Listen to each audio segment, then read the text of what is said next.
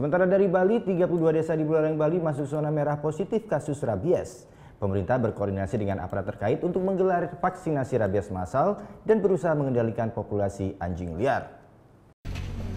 Meningkatnya jumlah kasus rabies selama 2 tahun terakhir, tahun ini vaksinasi rabies kembali digalakan.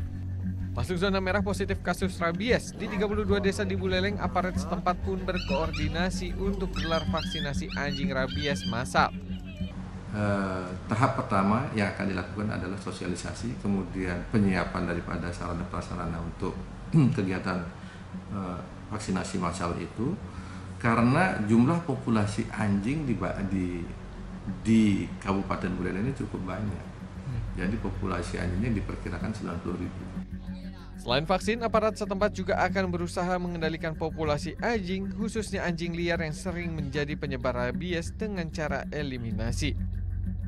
Melalui peraturan adat, pemerintah akan terapkan sanksi bagi warga yang memiliki anjing namun tidak merawatnya dengan baik.